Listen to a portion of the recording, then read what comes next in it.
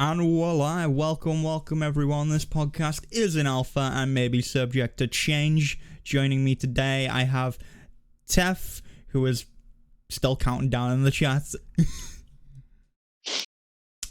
No, I'm not. We're live. I know how numbers work. Okay, and then we've also got special guest Zif. Welcome to the show. Special guest. Hello, it's me. I'm here. Resident Crusader Kings Ned. That's me. Yeah, nerd. Yeah, so I mean, for anyone who doesn't know, I was trying to count down, but everyone, kept pressuring me before the podcast started, typing stuff in chats, and here I am trying to start the show. You got to say for yourselves. Good banter though, wasn't it? All right, so let's get into the show. So, because I know certain people want to talk about a certain game that I've not played and that I might not play for a while, but I do want to buy, and I'm looking at my wallet and being like, maybe, I got like a little extra in the pocket. Maybe. But yeah, shall I just start with Zif? Zif, what are you actually? No, I'll come to you last. Never mind. Tef, what have you been playing this week? I've been playing Tony Hawk Pro Skater 1 and 2 because it's finally out. And it's so good, and I don't know what I can even say about it because we've already spoken about it so much. And it's just exactly what I expected. It's brilliant. It's Tony Hawk Pro Skater. It's not quite as good as like the ones that I loved as a kid, like Underground and American Wasteland, because they were just insane, like just utterly insane and really like stupid and funny. And it's not like that.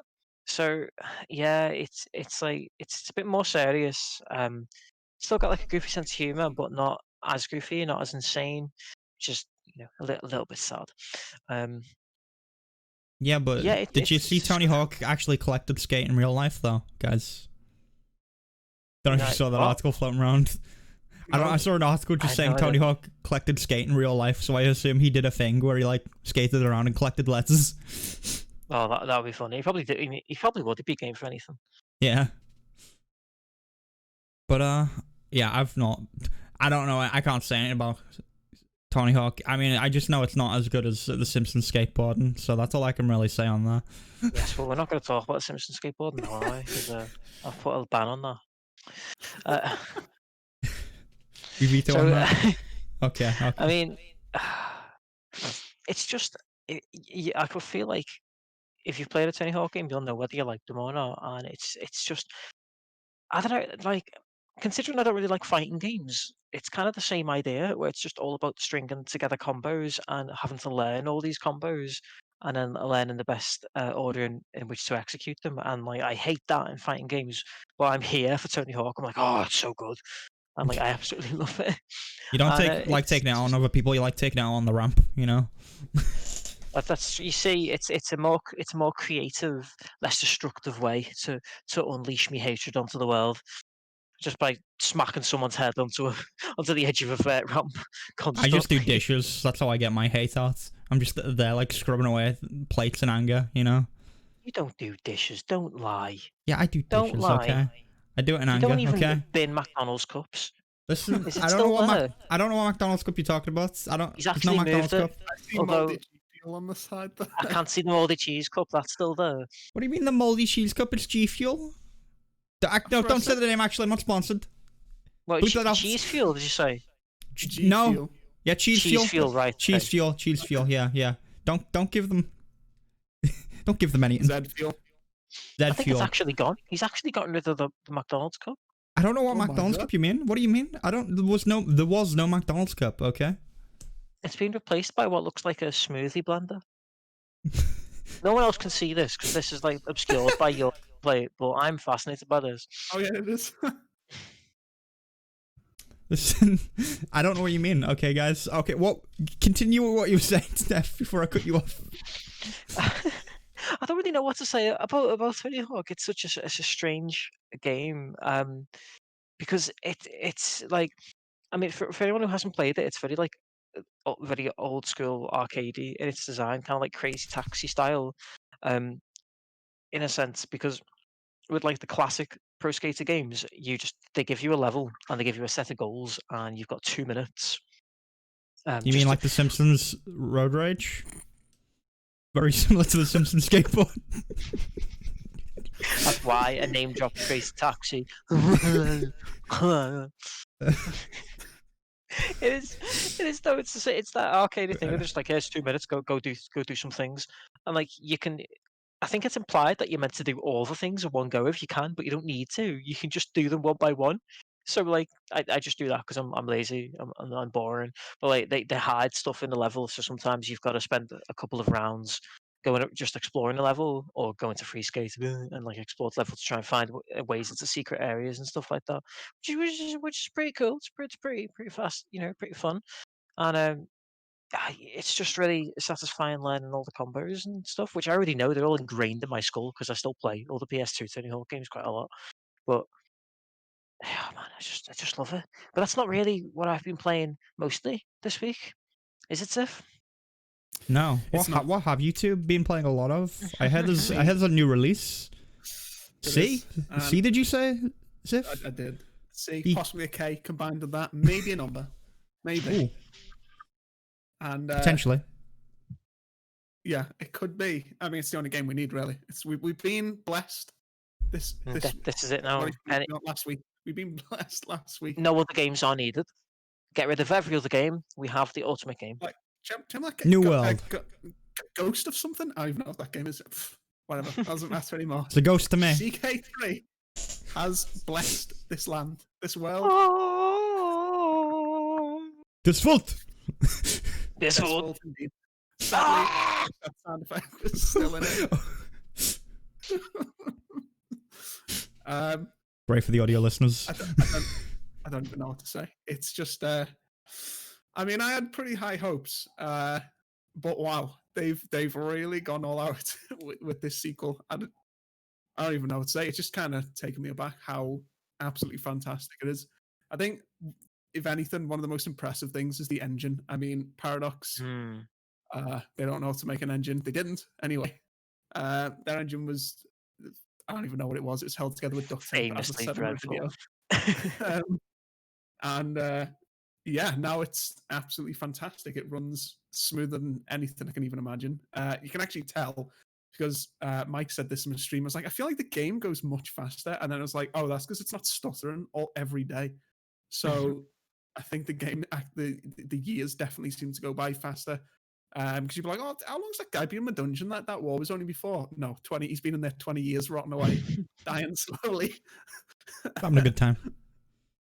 Yeah, I don't put it above speed 3 because if I do, then like time just escapes me and suddenly I'm dead and I'm playing as my grandchild. But yeah, I mean, I'm super tempted to pick it up. I'm not gonna lie. I'm like, if I pick it up, I might have to make a video on it, just like I have with Zif is over on youtube.com/Ziflog. I didn't even have to plug it myself. He's just done it for me. Listen, I might as well get that in there right now while you're talking about CK. It's true. And I will be making another one and then actually getting into the playthroughs when I can. That's what it's all about. I don't even know where to begin because just everything, pretty much everything, there's like one or two things I think I'm missing. Pretty much everything is improved just across the board. I think as me and Tef have been talking, it's CK2 was great and it was ridiculous and it was just this crazy, felt like some crazy tabletop game where just madness goes on. And there's still definitely some crazy events, some silly things. I need the crazy in there. You can I can confirm you can still be possessed and insane. Those are still traits in the game. I've seen. Very good. They're a lot rarer than they used to be. Sadistic is a very common trait for some reason. I've noticed. Yeah, it is. When you go to marry someone, half of them are sadistic. It's like, Can relate. But yeah, I haven't actually seen the possessed or what was the other one? Insane. Anyway, I haven't. Yeah, insane. I haven't actually seen those events. I haven't seen any glitter hoofs trotting about. I need a glitter hoof. Hopefully, glitter hoof is in there somewhere. There's no way they'd leave out glitter hoof. Like you can't. You can't. That was the main character of CK2. Yeah, I don't think the AI actually ever could spawn glitter hoof, so he probably is in there, but you got to do it yourself. I think it's just too big a meme. I think it's got to still be in there for Yeah. sure. The game is still just as crazy. It's just less obtuse now. I think that's the thing. Like with Crusader Kings 2, I never really fully understood what was going on because I didn't understand the game. No matter how much I'd played of it, I was still always like, guys, how do I put my troops on a ship again? Like really basic things. I'd just be like, I don't know how to do that because the menus just didn't make any sense. But now it's very clear what's going on. Like when you one thing I really like is when you what's it called? When you scheme and you plot to kill someone. Previously, it was like you just start it, and then you wouldn't know when something would come of it, and sometimes you'd wait like 30 years and nothing would happen. And like now they've just made it so there's like a timer, and it tells you how long it's going to take, sort of Civ style. It tells you how long it's going to take, and you can do things to reduce that or increase that if you mess up, or like you lower your intrigue stat or whatever. But you know when something's going to happen in regards to that scheme, and then when it gets to that point, it might go wrong, something might happen that screws it all up, but at least like something happens because just in the past I never really understood what I'd need to do to trigger a scheme to actually finish. You just have to Usually they wait. just sit there and you didn't know how long you'd have to wait for. Yeah. So it's just everything's clearer, but the insanity's still there. It's just like now you kind of know when something insane is going to happen, which I think is more fun, honestly. I know it takes away a little bit of like the randomness from it, but the same crazy events still happen, and it's kind of more fun knowing like because I start to plan now. Like when I know a scheme's about to end, I start to sort of prepare myself mentally for in case it all goes wrong. Yeah, I mean, I'm hoping, we get crazy stuff like Ramen Cthulhu with a boat, stuff like that, and then hopefully they put in cults at some point because listen, I like having unlimited power. Okay, I'm just putting that out there. I want unlimited power. Get out of it. No, it's fine. I think An unlimited power Viking. Listen, rule design doesn't even work for me. Like that one time that I was like, all right, here we go, and then my character died like 5 years in, and then when I was playing, now your character will look glorious with his luxurious 3D hair. Yeah, that's what I need. Ooh. Zan will spend years just modeling his character, and we'll like never get into the game now that it's a 3D model. Can choose your own crown and everything. It's great. Like I've actually got ideas for stuff that I want to do if I were to pick up CK and like make a video. I've got some ideas when it comes to the 3D models. I don't know if you guys have ever watched Seth Zintak, I think he's called on YouTube. He just reviews. You'd actually like probably really quite like him, Zif, because he just reviews like strange, like weird strategy games or games along the lines of like RimWorld and that, where they just give you too much freedom and mad stuff can happen. And he's got a brilliant Crusader Kings 2 review where he somehow manages to breed his family with horses. And then it gets to a point where this entire dynasty is just horses. Oh yes. And this entire court is just horses, and the whole kingdom is just horses. It's just the game. It is just insane, and I've got to agree with Zan that it's they need to add some of the insane stuff back in, like the really insane stuff they had in the DLCs for 2, like the Eldritch horrors and stuff. That Yeah. does need to come back in because it's not really a proper strategy game anyway. There isn't a way to win. It's one of those games where the whole point is to have like an emergent story, isn't it? Yeah. So you might as well just throw all that crazy stuff in because it just makes your story funnier. Yeah, like I think the history stuff in that is cool, but you need the option of being like, do I want to take the history route or do I want to just, have this crazy story where I, become Cthulhu or something? Like, can I become Cthulhu? A Cthulhu Pope? That's what I want. I want to be the Pope, but also Cthulhu and rule the world with eldritch horrors, That's the dream. It's hard to say. I feel like that there could still be stuff that's really crazy, but it's a lot rarer. I think some of it was way too common in CK. The Cthulhu event was really easy to get, and stuff like that. The only thing is, they need to add a bit more variety to like pilgrimages because in CK2, mad stuff could happen on those. I think I lost a leg going to Rome once. Oh yeah, you did. But now I did. Yeah, it's great.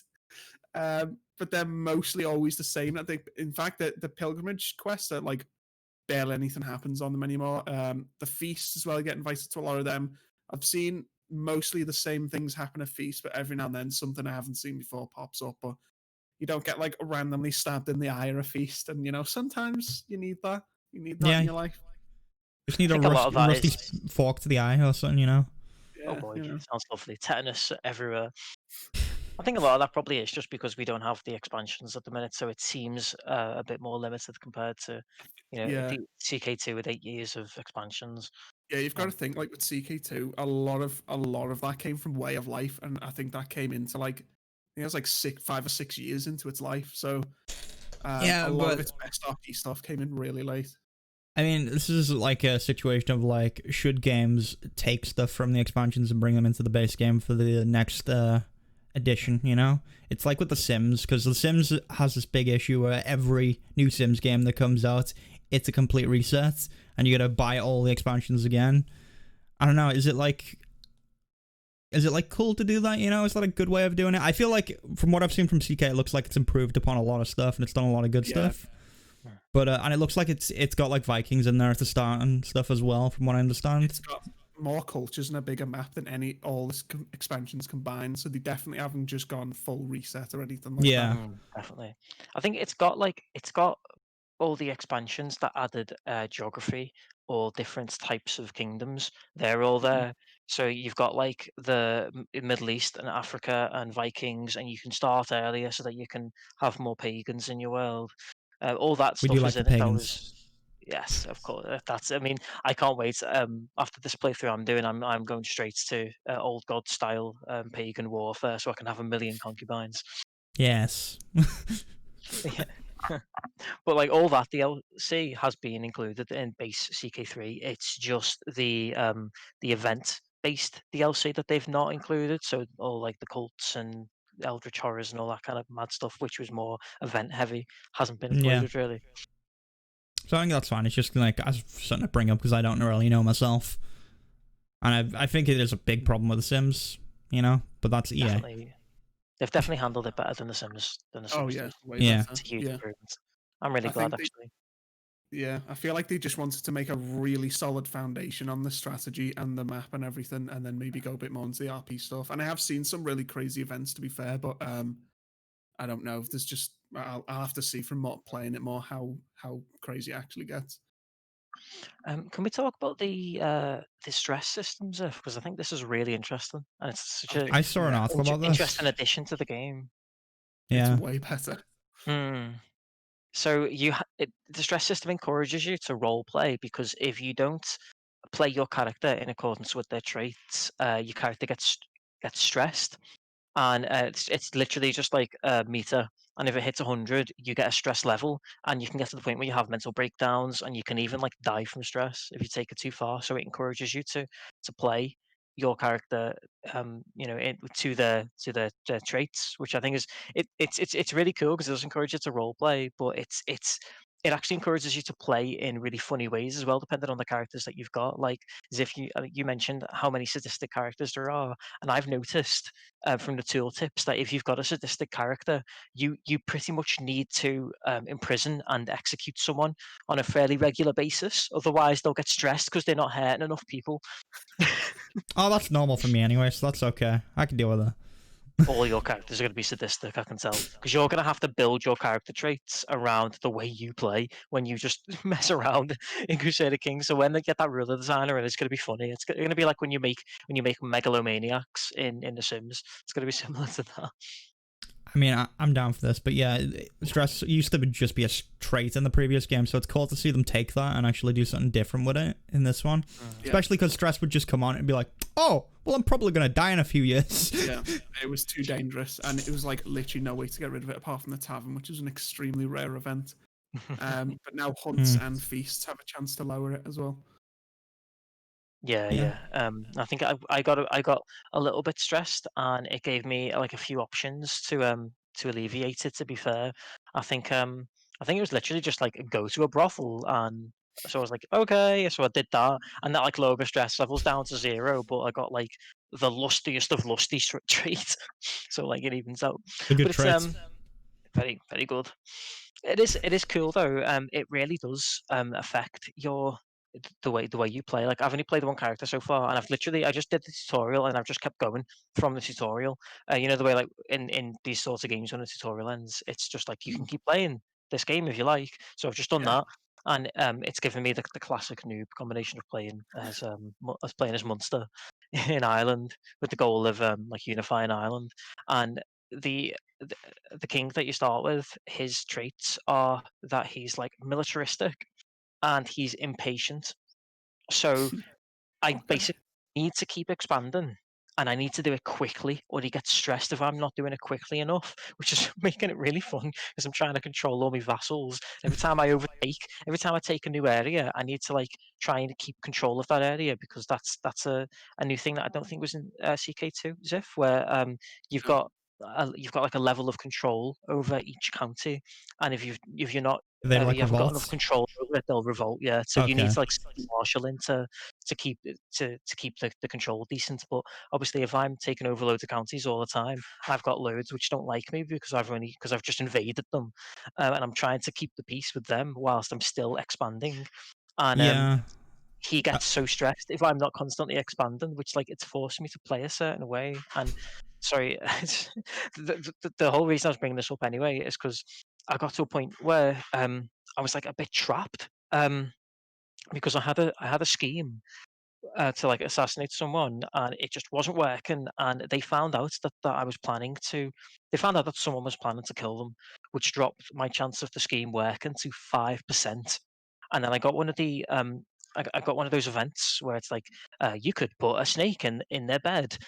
Do you want to do this to very attempt to nice. assassinate them? And but because they knew that someone was trying to assassinate them, it was like I could click yes, and it said this has a 5% chance of working and a 95% chance of you being discovered. Or I could pick no, which usually would just be like fine. It'd be like no, and then I'd wait for another opportunity. But because my character's impatient, it's like plus 60 stress because your character's impatient. So I was like, oh my god. So I had to just pick throw the snake in there, and it obviously didn't work. And then like the entire so this guy's just impatiently like, for God's sake, just get the snake in there. And she's just like lying in bed, like, I can see you right there. Why are you holding that snake? It's just, it's just, I love the system just for that because it forced me into that stupid situation. Yeah, I And then I mean, was like just known across the land as the guy who threw a snake into someone's bedroom with a 5% chance of it working. it's really funny that it does stuff like that. The thing that you mentioned about like expanding constantly and like taking places, it did have like negative effects for doing that in CK2, and like there was big chances of people revolting because of stuff like that. So you did have to like put your marshal down and stuff. But it looks like they've expanded on that and been like, okay, like this is really punishing now, which is cool to see. Yeah, it's Yeah. a completely different system now, though, isn't it? It's the same idea, but it's Yeah. a completely revamped system. We borrowed a bit from EU4 here. EU4 has a big stress on because obviously it's all about the colonial On age. stress. It has a big focus on converting religion and culture of locations, and culture and religion are both more important in this than CK2. And you have to convert both of them, otherwise eventually it causes major problems. For example, I on my stream I've done about 120 years now, but I was king of Italy, but I was actually French. And that caused major problems early on because like everywhere was Italian, and I've now converted like all of it to French. That's a crazy game because I got invaded. I became a duke, but I've like slowly invaded and worked my way back, and we've had some colourful characters.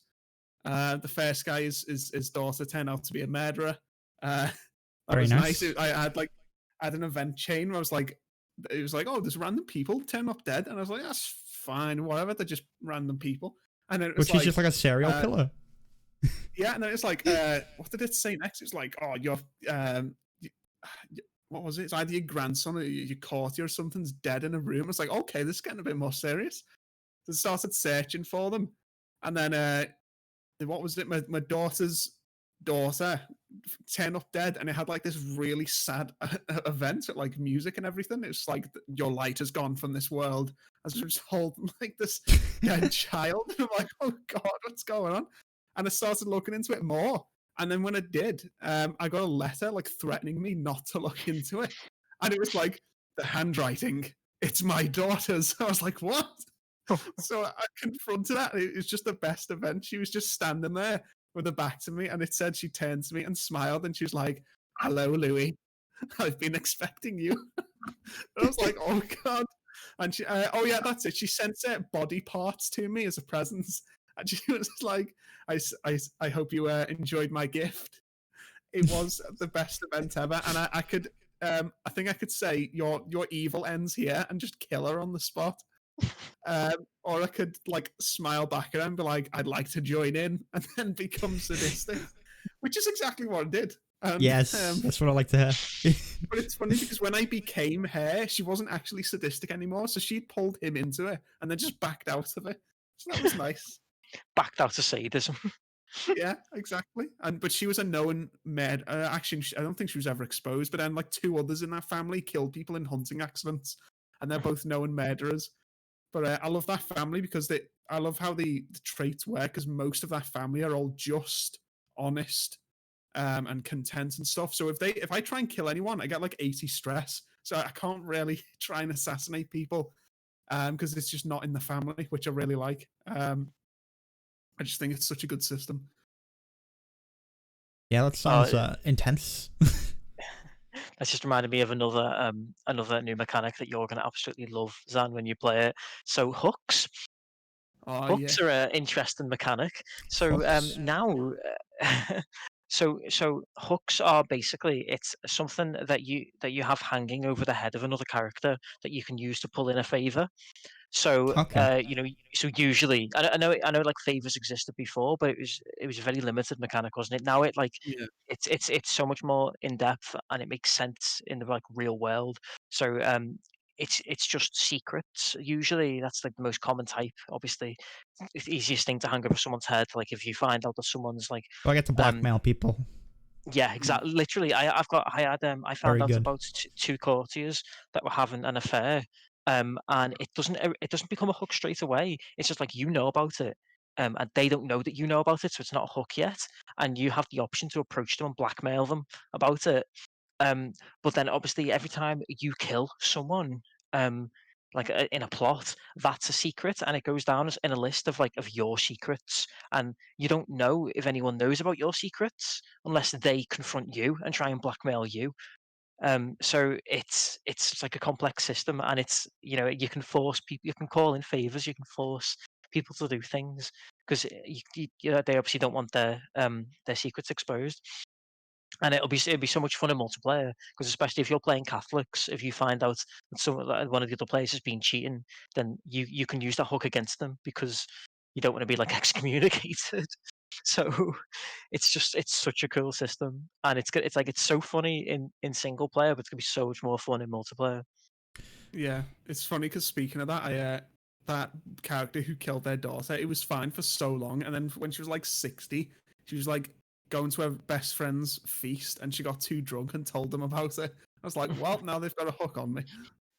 Oh God. Yeah, keep going, guys. I'm just buying Crusader Kings for her. Come on, keep the show going. Legit. Really? I wouldn't be surprised. I'm so tempted to look. I'm staring at the Steam page right now. Son, it's so good. That's absolutely fantastic. It really is. Although it's cheaper to just get the Game Pass, just saying. But I will have to actually buy it at some point because when DLCs start coming out, I'll probably want them. But yeah, I would love for the three of us to get together and play it like we've done with CK2 before. Me and Yusuf will definitely have to play it sometime. We'll have to talk Game Pass after the stream. So we would you were saying I've not had this yet because I've just been playing as like a petty king. But you said they've made it a lot more fun to play as like a duke now, as a vassal, because that was game over, wasn't it? In CK2, if you got demoted to a vassal, there was just no point in continuing. Like me when I was Scotland in our game. Oh, yeah. I mean, you can plot to overthrow, and you can be like regent and stuff, but it's like it's definitely a lot harder to come back from that. and you're kind of limited as well. You lose access to a lot of systems, don't you? Yeah, So it yeah. becomes like a much more basic, slightly boring game. So you did say it's more interesting. Like, what is it that's made a difference? Because I've not been a vassal yet. Well, that guy who was king of Italy, like I said, he got invaded by his uncle from France, and I lost the kingdom. He took over Italy, and I became just a duke.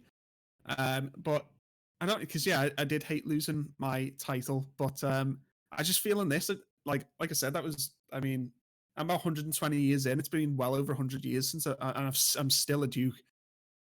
Technically, I actually invaded Corsica and Sardinia, and that is a kingdom, but I couldn't form it because I'm still under West Francia, which is really annoying.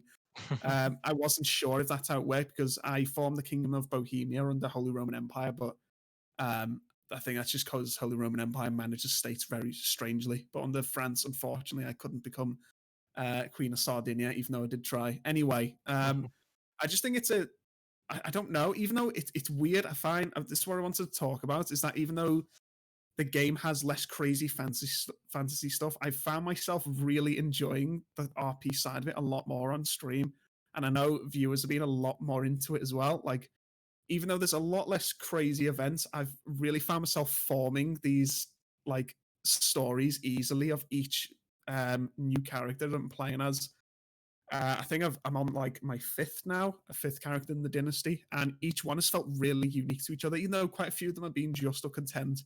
A lot of them have felt unique. Louis lost his crown, and then his daughter was taken over. I don't think she did a whole. I know actually she conquered quite a bit, but then I made like a cool thing with his son. I felt like he was like obsessed with his father's legacy, so I gave him like the most ridiculous Reichs crown ever. And even though he's not a king, I like dressed him up as a king and everything. And it was his legacy to take back over the kingdom. Unfortunately, he got wounded in a crusade and died, so that didn't go too well. Very sad. I just don't know. I feel like, especially the faction system has been improved upon. The faction system in CK, I mean, it was okay, but it's kind of really hard to counter unless you had 50 million intrigue, and even then it I never had a problem, guys. Listen, get out of here. Factions now are, I find that quite a bit easier to diffuse, not always, but they're fairly easier to diffuse, but it's also much easier to start a faction with other rulers and take over. Like, when I lost my title to West Francia, I saw, I mean, I've been under their rule for a long time, but especially in those first like 20 chaotic years, so many factions rose up with other counts to try and take over, and they actually won.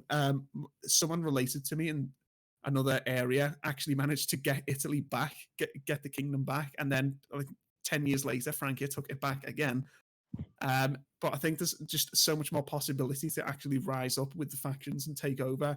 And I think the entire scheming, diplomatic system, the options, the events, it just feels like there's a lot more to actually do when you count. I don't feel as useless at all. There's still loads of little tiny places that could attack, even if they're in Francia. They can still be like independent enough that you can attack them. Whereas in CK2, it was quite rare that if anyone was under anyone, you couldn't just attack them. So I don't know, really. It just feels a lot more free and less restrictive than it used to. You don't just feel like, oh, well, guess I can't do anything. I was still making pretty decent money. I still had plans. I could still get upgrades. And with the men at arms as well, you can buff up your troop numbers. You can get good professional troops. Whereas the retinue system in CK2, they were better soldiers, but they just drew from your top soldier pool anyway. So you never actually got more numbers. And obviously in CK2, numbers are still technically the biggest winner usually.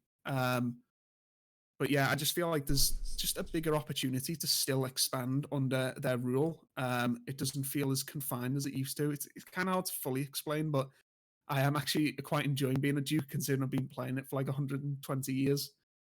See, that's amazing, really, isn't it? The fact that you're enjoying playing this like long game as a vassal just shows that like any kind of game is fun with it now, which Yeah, I think is brilliant, really. And yeah. I think one other thing I wanted to bring up is I love what they've done with cultures and religions. Like, they feel much more important now. Like, they always kind of just felt like because every kingdom and every person's got their own culture and religion, but usually just felt like flavor text for the most part. Like, religion in CK2, to be fair, could affect a lot of things. It affected how you governed in CK2, but in CK3, it's like it's so much more important. Your culture decides what technology you've got access to. Like the Okay. technology system's Yeah. gone entirely. It's your culture Technology system wasn't has very certain good. technologies. Yeah, well, I'm so glad they got rid of it. I was saying this to Zif a couple of days ago. It's just so much better now because Mm. no one liked that technology system anyway, and now it's tied to your culture. And as your culture develops, and as like other kingdoms who are in your culture, um, kind of expand their empires and get stronger, they will Mm. naturally develop new new technologies, and anyone who's like in that culture with them will share it, which I think is a really like nice touch.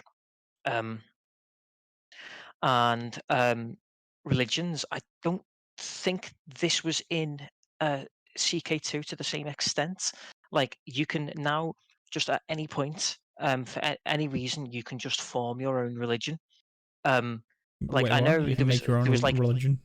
yeah, there's like literally you can go to the religion screen. Ziff will attest to this. Like there's in the religion screen, there's a big huge button at the bottom of the screen which just says "Make your own religion." And I'm like, okay, and like, anyone can do it at any time. So it's not like in CK2 that I know that did exist, but it was always like a fixed event, wasn't it? Where Mm. like be like you hit a certain point in time and it would go, the Cathars have appeared. Do you want to become a Cathar now instead and renounce your Catholicism? And it's very like strict.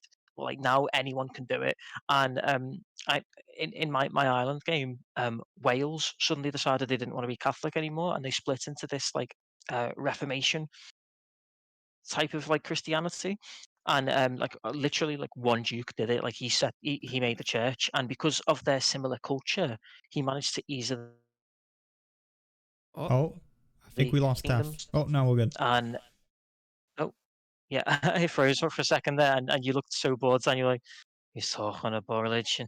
Just um, so yeah, because of I was saying it like because of their similar culture, it was quite easy for this one Welsh duke to convince all the other little Welsh kingdoms to convert to his new religion. Which obviously meant the Pope just gave everyone in the area free casus belli to just invade if they wanted to. So I was like, don't mind if I do. I'll jump in there, carve up a bit of Wales. question. Uh, Do I get to name my own religion as well? Yeah, I think you do. Yeah, you can. It Okay, can this be is anything you like want. on par with cult then. I know You where can I'm going also with found this. a holy order of knights as well. All right, perfect. Okay, now I know what my new cult is. Let's make a religion Yeah, instead. you literally can. I'm always afraid to be anything that's not Catholic though, because I Yeah. just know the Pope's going to come down on me with a massive hammer, and My that's the stream keeps going, heretic, heretic. I'm like, no, I am next to Rome. I'm not doing it. honestly Oh, like I'm being a heretic. Don't you worry. eventually with Wales, all these little Welsh kingdoms, they all went Lollard it was called, except for one, just Gwynedd. They stayed Catholic, and obviously the Pope went right. So you've got free reign to just invade all the other Welsh kingdoms. So Gwynedd were like, okay, and within like 15 years, Wales was just Gwynedd, and there was nothing else. Oh, I love it. And I tried to jump in on it, but you need to have like high piety levels to actually reap the proper benefits from a holy war. Like if you've Yeah, not, you do. I'm not particularly pious, so I could if I got involved, I could only take a county, and if you've got a little bit more, you can take the whole sort of vassals area, and then if you've got loads, but you need to have like a lot of piety, you can actually take the whole country, but you can only do that once in your lifetime, and it costs you a lot of piety. Yeah. So in the end, I was like, you know what, Wales can have it. I'll deal with them later. Yeah, I think they've done a good job of making piety more important, especially for Catholics, because it Mm. was only really a currency for the pagans. But I think it's a lot more important now, especially since it has tiers of like how respected you are in the religion. Mm. And you can beg the Pope for money now, which I do You all can. the time during Yeah. wars. It's so I, funny. We were in a crusade, and I was like, "Please, I need some money." He was like, "There you go." I was like, "Right, I couldn't actually afford my troops, so I'm going home now. See ya." wait. I still think you should be able to become the Pope. Like that's something I need to add in. That's what you I need. don't That's even know crazy how that they they've do not done that. But that's just, it doesn't seem that different from being like an emperor, though. Honestly, I'm surprised they've not done that yet. Yeah, imagine all the crazy events you could have, like communing with God. Yeah, he'd be like a crazy pope who like reckons they can actually like speak directly with God, and he's like a schizo pope walking around just like having a casual conversation with Jesus in the corridor. Oh yeah, Tef, have you noticed one of the new decisions that's available? Hmm? It's a bit of a strange one. I noticed you can now commit suicide for some reason. Yes, yes, it's just You could there at actually the do it bottom in of the the Crusader list. Kings too. You could No, but actually it's do in like that. the decision. It's in the decisions list though. And that's what makes it so funny because it's there next to like next to Pilgrimage. throw a big feast, go on a pilgrimage, have a hunt, kill yourself. Yeah, so it actually was. It used to be that there in Crusader Kings 2, but it was only when you were depressed, I believe. Oh, that makes Yes, sense. Yeah. it was, yeah. But that's Yes. not the case So you anymore. just I do think it it's when you're at really any old now. time? Oh, okay. Just I like, feel like it's when you're over 50 or 60. Okay. It doesn't My- seem to always be there. My guy's like 43 and he's had it for a All right, while. okay. just I the don't second you hit 16, it's just like the option pops up. It's like, Unless it's listen. stress. I mean that's too real, man. I'm gonna type commit suicide Crusader Kings 3 into Google now, and Google's gonna be like, "You okay, fam?" Here's a hotline. And as well, when you get your stress level up, it's not easy at all because all the options are terrible. Two of them are like some terrible option, and then the third one's like, listen, if you don't fix your stress soon, you're gonna have another mental breakdown and probably die. It's like, oh, okay, sounds Yeah, nice. it gives you a deadline, doesn't it? When you're stressed, Yeah. it's like, here's something you can do to relieve your stress, which is like when it gave me that option to go to the brothel, which did chill me right out. But like, there was a few other options, including not doing anything, which would add another 30 stress. And it gives you a deadline, like, we're going to come back in 6 months. If you're still this stressed, then you're going to have a mental breakdown. You are fired. Genuinely, be that's what it was fired. like. Anyone But yeah. stressed by the end of the day will be dead. But maybe if you just let the stress take over, you can become the Joker and you go insane. So you start talking about society. I might just let it happen. See what happens. Maybe I go insane, get possessed. All the good stuff starts to happen. Come on, Moray. Oh man, what a mess. Incidentally, I've just been looking up the what Crusader Kings 1 looks like, and it's not a pretty game. It's not. It really isn't. Yeah, Yeah, it's I really did see that in Discord. I looked down at my phone because I saw there was a notification. You looked Yeah. at your phone on the stream. Hey, you were talking about Crusader Kings. I've not played Crusader Kings 3. Okay, there's only so much you can contribute. Man, it's a great game. I would heartily recommend it to anyone who just wants a good laugh. Anyone who's into like strategy games, or even just anyone who likes stuff like RimWorld, because it's the same level of just emergent storytelling. And Yeah. now it's actually possible to understand what's going on too, because I didn't understand 90% of the systems in CK2. The military system, it's just as complex now, but now I know what I'm doing. I understand it now, whereas previously I used to just raise all my armies and then disband all my armies, and I'd just be like, "That's a big number, that'll do." And I knew that it was more complicated than that, but the game just makes no attempt to teach you any of it. So I was like, I'll just throw all my men in. Does that feel any different if when you're at war now? If they improved the war Yeah. combat in any way? Okay. They, I mean, the main combat is pretty similar, but the stats that go into it are different. When you raise armies anymore, now they don't just raise all over your counties with like 2 men over here and 4 men over here, and they all get scattered and killed. That doesn't happen. Yeah, gotta anymore. love They the all raise 50 that get cut off and immediately get killed by an army. Yeah, you set rally points now by default at your capital, and they just spawn right there, and they take like a few seconds to form together. And yeah, the men at arms, the like professional soldiers that you pay extra to keep at service, they are quite important. Most of the AI do use them, and they are far stronger than normal units. The normal levies cannot counter anyone now. They're just standard run of the mill. The men at arms, each type will strongly counter. Obviously, pikemen against cavalry. Pikemen are also great in mountains, which does me fine because I'm right next to I'm in Italy, so lots of mountains around me. So I have quite a few pikemen. Also, you can actually get siege units in your army now. In the men at arms, you actually choose to get them. Otherwise, sieges can be quite long, and more importantly, you typically don't break the walls. breaking the walls makes the siege go so much faster. Otherwise, it takes ages. But I've got like 2 men-at-arms retinues of siege equipment, and it's just so much faster, which is quite important because a lot of the time the enemy will just go straight for your capital, and your they do. capital getting sieged is insanely dangerous now because usually like your entire family gets captured nearly every time. And like I went into a really easy war, but he like went to my capital. I was like, it's fine, I'll just take this and I'll go back for him. But he managed to siege my capital quite fast, and he captured me, and then just ended the war immediately. I was like, okay. Yeah. Also, battle is really dangerous for characters now. A lot of characters die in battle. So The someone will be severely wounded in every single battle. Yeah, like you've got knights as well. Knights are just like you have a few lords, which are like elite units in your retinue. If you go the martial tech tree, you can decrease the chances to characters in battle, and you can improve knights. But yeah, I've had sons easily dying. I've died myself or been wounded. Wounds also a lot more mortal in this, which I think is better. It makes sense. I think wounds in CK2, 90% of the time, even if it was like your arms come off and you're dying on the floor, you just get a scar and you'd be fine. Get I used to just grow my arm back. But yeah, now scars are very dangerous. Usually you'll see rulers because now you can see all the badly scarred. I mean, you could anyway, but it's easier to see now. Or you can see them missing an arm. You'll a lot of the time you see rulers wounded. Give it like, I don't know, a few weeks or a month, they're gone.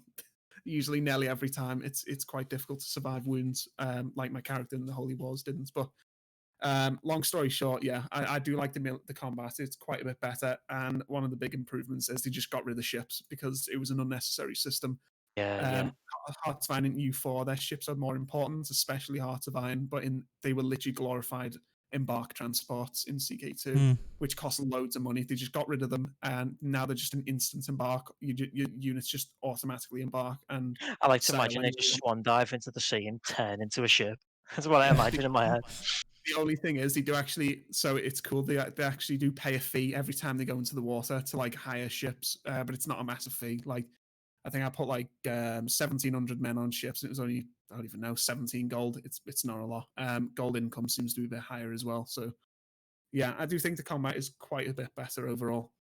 Yeah, I'm surprised they haven't done anything with like naval combat of any sort. You know, I feel like that's something they could potentially put in if they wanted to. Point, actually, especially with Vikings and stuff.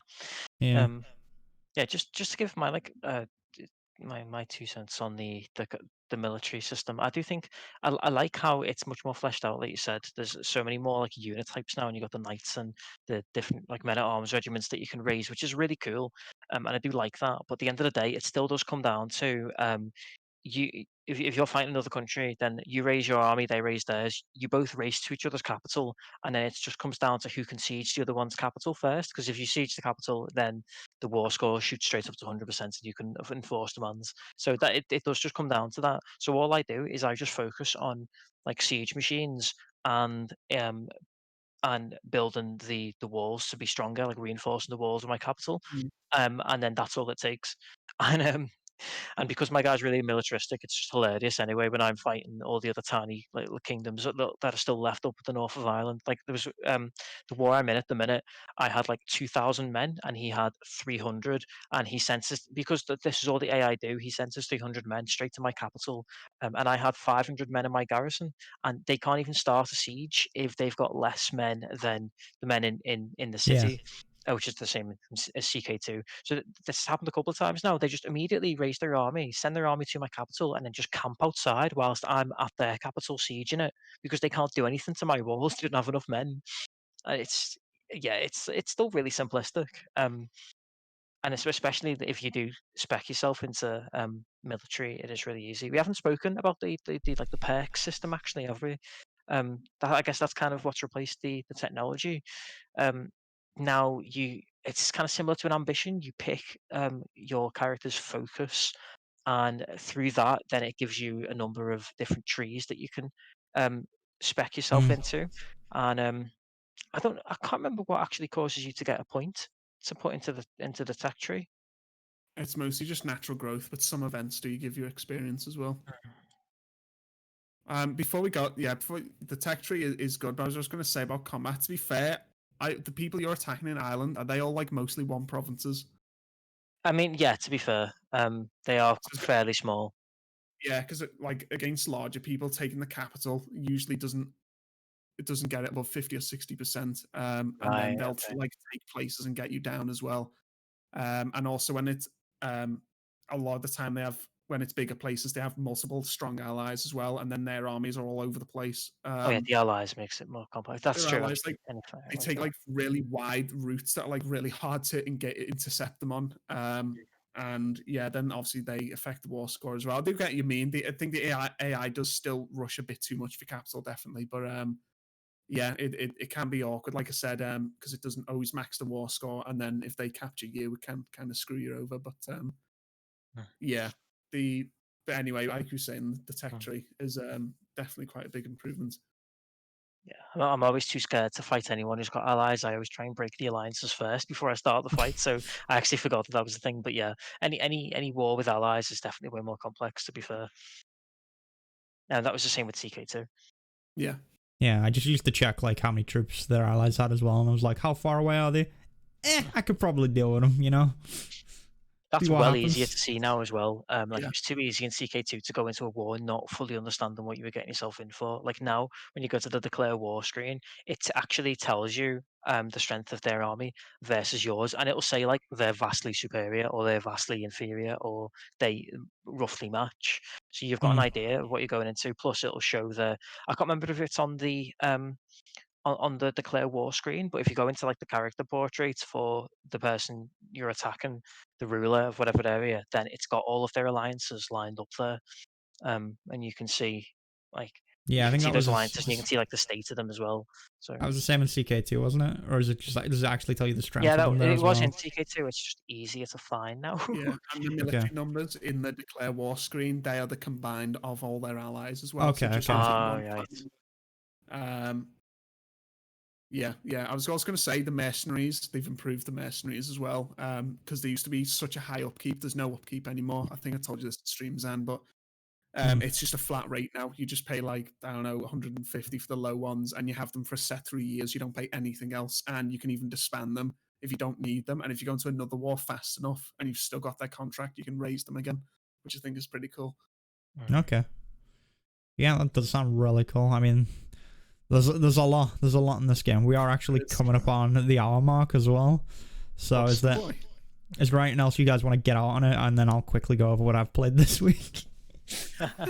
we can wrap up. I feel like me and you, Zif, we should probably just like get together on your stream or something and just rant about this game, or just play a game together. Maybe. I mean, I don't know. But yeah, what have you been playing, Tom? Well, I played a little indie game last night that was really cool, called Sindesi, which it was very short, but I don't know, it had a really cool art style. The sound design was really cool, and I think it was a French student project. I know it was by a school, so yeah, it's Sindesi. That's SYNDESI. For those of you that are looking, but okay. The idea behind it was you're in this like desert, and you have this like creature that you're looking after called Nelissa or something. Oh, I see. Yeah. It kind of reminded me of The Last Guardian. That's in that sense. I thought that too. The world also had like a mystery to it as well. You didn't really know what was going on in it, but it looks like it is, you know, a lot more indie. It's got like crafting and farming and stuff involved, but it doesn't really show a ton off so far. And I'm hoping there's more to it, but it has quite a bit to it. Again, the game art style wise looks really nice. The sound is really cool, and I feel like there's a lot of potential there. Like you can pet if you go up to the very front, you can actually pet Nelissa because she'll like bend her head down and you can just like pet them. And on the back they've got like a whole you like climb up on top of it, and on the back of it there's a whole farm that you kind of go through. So there's also a world map, and then from there you can like tell Nelissa to like travel to places. I think that's the name of it. I might be getting it wrong. It's Nelson. This looks so cool. I'm downloading this. It's very brief, the demo, but it's something that's got so much potential, and I hope they do more with it. It's Sindesi. Go on, yeah, I'll link it. send the spelling over on Discord for you, pal. Okay.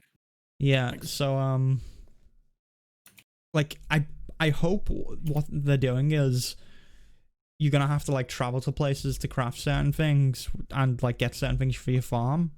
But I hope the farming is like something you do is just an in-between thing, because it looks like you actually travel on the back of it, so as it's moving you can get stuff done on the farm and then you can get off and do the other thing that you've got to do. So the demo starts off with you in like some underground shrine or something, and it gives you like a real basic tutorial of you going through there, and then you get on the back and then it sends you off to one area where there's a trader. And the trader, there's not an actual person there, so I don't know if there's actual people in this world, but like a balloon comes down, and you then interact with it, and then you can buy certain stuff, like there's books you can get like upgrades, or like lend to do different stuff, you know? And then there's also a bunch of seeds you can buy there. And then there's also side quests as well that you get in a mailbox on the back of Nalissa. I think it's Nalissa. I'm just going to call it Nalissa. But yeah, it's got a lot of potential. It's even got like this really cool mechanic where you can slide when you're going down the sand. Like if you start sprinting, you can actually start sliding down. And it feels really nice. Yeah. Yeah. It's called Nilar. Nilar, okay. Beast. Yeah. There you go. Those look really cool. Yeah, I feel like it's got a lot of potential. I hope it does more than just the farming stuff. That's my hope. It looks like it's gonna have a big focus on that, but I think the strength of it could be if that was what you did in between traveling to places, because there is a travel time. Because it looks like it is a big open world, but you can only really travel on the back of Nilar. So when you actually get off, and if you try and go too far away, it says don't go too far, don't stray too far from Nilar, and then it like sends you back. I don't know how they'll actually handle it in the actual game, but it is really cool. Yeah, it's such a good idea to have like a little home base chilling on the back of this like this big friendly animal. Like I said, the idea, it's really like appeals to me actually, that idea of just like beavering away on your farm and your little homestead as it's kind of slowly traveling to wherever you need to be next. Yeah, so it is a very brief demo. The few issues I had with it was like it only uses the AZERTY keyboard. So you can't really use your keyboard with it, because you know you try to use WSD, it's like, oh well, I'm not going anywhere, I guess I gotta press Z to move forward and stuff, you know. But yeah, I used controller for it, which worked fine. I did have to use DS4 Windows to get it to work, but yeah, it was fun. Again, it just had me go into the trader, taught me about like the books and stuff, and then how to like craft stuff on the back. And then yeah, I added like a loom to the back and there was like a sap extractor thing, that upgrade that I got for it, and I actually couldn't craft that because I don't know, I messed up like the materials or something for it while I was doing it, because I didn't know what I was doing the first time around, because it doesn't teach you exactly, like it doesn't tell you when you're upgrading. So when you go to upgrade to like the next stage of a project, it's got like several stages, and it won't tell you stage 2 and 3 until you get to it. So when you get to it, if you don't have the stuff for it, you've kind of got to be like, oh well, I got to do this other project first. So in my case, I started this SAP project and then was like, oh wait, I need a loom for the end of this. So I had to scrap it, and I think it's supposed to give you your materials back, but I don't think it gave them all back. But I think that's just an issue with the demo. But yeah, it then made me like grow a big flower thing that Nilar then ate, because I think you've got to feed Nilar along the way as well. I think that's like part of it. But then Nilar like lit up, and the trees on the back of Nilar like had this blue energy in them that you could then extract with the sap extractor. So then add to like your watering can, and then you could grow like different versions of your plants and stuff. And then at the very end, it was like, okay, now go take the seed to this one place, and then you put it down, and it grows this massive oasis. And Nilar gets like, I think it's like hot blooded or cold. I don't know. There's like an ability you get for Nilar, but that's where the demo ends. It's very brief, so I want to see a lot more from it. It'd be really like, part of me wants it to like have a bunch of platforming elements when you get to like different places. You know, I think that'd be cool. Just have something more to it than the farming. I'd be happy. I think I'd be happy enough just having different biomes to explore, Yeah. different areas, just to pass through. Would be cool enough for me, honestly. It seems quite a chill game anyway, so Yeah. I mean, it could have like, it could do very well if it wanted to have like a story focus, or you know, if it did want to do more with those locations, because it looks like there's a lot of locations on the map. That's why I'm thinking there's a lot they could do potentially, and it looks like there's potentially different biomes as well. Like it looks like there's a mountain area further up, and probably more oasis looking stuff further down, I imagine. But yeah, that was a really cool one I saw. I'm curious to see what happens with it. But what else have you been playing? apart from New About World, Mr. New big old New World, eh? Hey. New World no more. But Oh. I mean, I could probably talk about New World for a while, but We spoke about it a lot last week, to be fair. yeah. I mean, most of my complaints with the game are just the same. The quests really need to change. Endgame content isn't the best, and again, it is a preview. But also on top of that, like the only other issue I see is the combat desync, because again, it's really hard to do action combat in an MMO. So because especially if you come from something like Dark Souls to New World, dodging can often feel a bit weird. Like you'll dodge, and you know, if I was playing something like Dark Souls, I'm like, okay, I'm definitely out the way here. But in New World, you still take a little bit of a hit. So I hadn't really noticed that, but didn't play anywhere near as much as you did. Yeah, it's not something that's super obvious but I guess because I played a lot of Dark Souls and stuff, it feels like I should definitely be out the way, you know? It feels like I should have that frame of I got out the way, which is interesting. But yeah, I don't know, I'm going to do a ton of videos on New World where I'll talk even more about it. But yeah, that's all I've really been... Yeah, that's all I've really been playing this week, so we can just cut to a break because we are at the hour mark now. Well, we're actually over the hour mark. We're at an hour 10. Okay, that's cool. Well, someone was a little bit late starting, so that's actually about an hour, isn't it? Isn't it, pal? Listen, you're all pressuring me. Okay, I know Zif also has to go, so this will be the end of Zif, right? You're not staying for the news. True. Yeah. So, special guest Zif, Crusader Kings, Ned. That's me. That's it. We brought him on just for the Crusader Kings segments, and now we're shipping him off. But yeah, so we'll be back in like 10 minutes or so, and then we'll get into this week's news, which there's a bit of. There's some big stuff that's happened this week that we can talk about. But yeah, don't go anywhere, and we'll be right back. All right, and we're back. Now it's just myself and Tef. Zif's left us. Very sad. He was only a special guest this week. That's fine. Your boy just wants to talk about Crusader Kings, and boy did we. There was a lot of Crusader Kings talk. But now it's news time. Time for the hot gaming news, the latest. Hot. Spicy. It's fresh off the press. Oh. Speaking of press. It's fresh off the depress. Am I right, lads? You know it's alt, okay? Calm it down. Oh man, those alt. Will he ever recover? So, what do you want to talk about first? Pal? Well, as I was saying, speaking of press, should we talk a bit about Kotaku UK? Got that. I missed that perfect segue. Let's talk about Kotaku UK, because they announced... I did try and lead you into it. I'm so sorry. It's okay. It's okay. You failed me for the last time.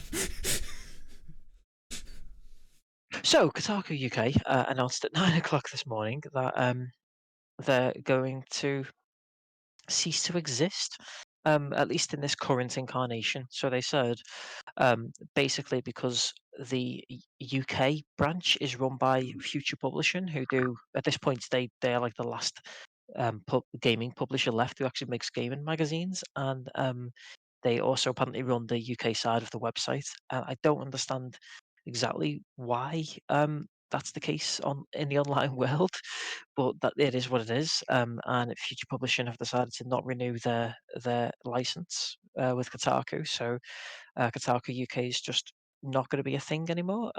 We don't know whether it might come back in another form, or we might just start getting some UK articles on the standard Kotaku site. I don't know, not sure. Um, and yeah, it's Twitter's been aflame with like, I'm glad it's gone. But you know, I don't like it's Kotaku. don't like Kotaku Kotaku. SJW. Oh man, and like Kotaku, like they occasionally post stupid stuff, but so They does do. everyone. Everyone posts stupid stuff occasionally, and like I think Kotaku do have a tendency to do a lot more. I'll put that out there. I think they do, and I think that's the US Kotaku though. Like I Yeah. never really followed. I didn't really follow the main site. I did always kind of closely follow the UK one because that tended. There was still some stupid stuff, some like infamous Kotaku UK articles. But for the most part, I didn't mind Kotaku UK, and they did occasionally put out some decent articles. But even besides that, it's sad that we've lost we've lost some gaming journalism, because I think the more of that we have, the better, really. And I am going to say that because I'd spend my free time being a nerd and writing gaming medium articles, but I just think Yeah. it's sad. People lost their jobs, and there's like A bunch less of people gaming have the job. journalism out there now. Yeah. And I mean, I don't know what, from what I read, it was like the lease for was up and stuff, so they were like Mhm. they're potentially getting replaced with like whatever they decide to do, but it's gonna continue to exist, but it just won't be the same people. Well, they said it might continue to exist, but it's not. Mm. I don't think anything's been set in stone yet. But yeah, Yeah. basically, Kotaku UK was basically like a franchise that was being Yeah. franchised out to Future Publishing, and they've decided to not continue with it because I think the time's come to this month. They've got to renew their license, and they've decided not to. So that's that.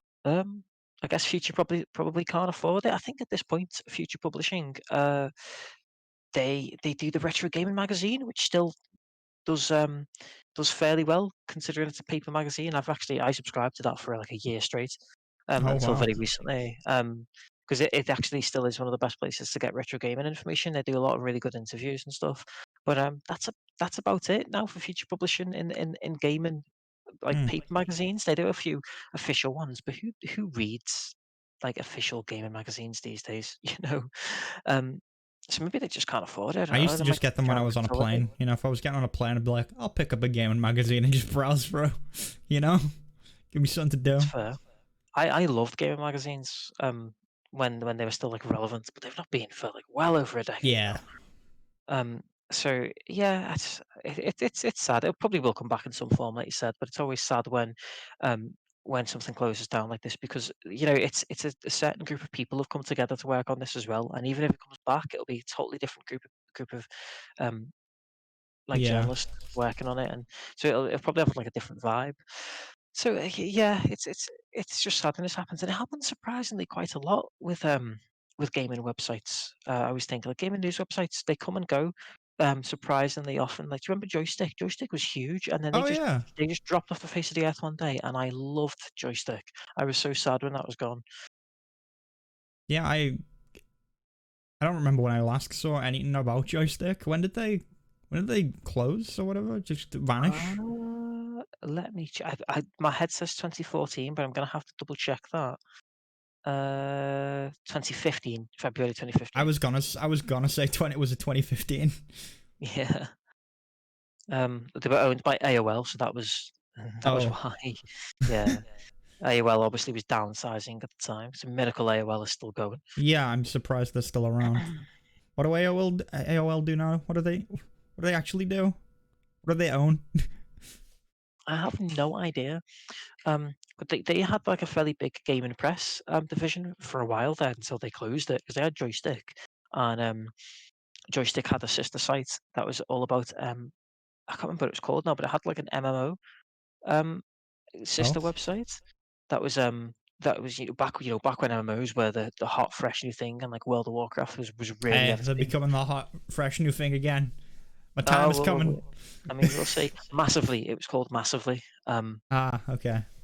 yeah, and that was like a pretty big site too. It's just yeah, it's sad when these things happen. You know, I think so anyway. That's probably just me. I'm a Mm. big nerd and enjoy my gaming journalism.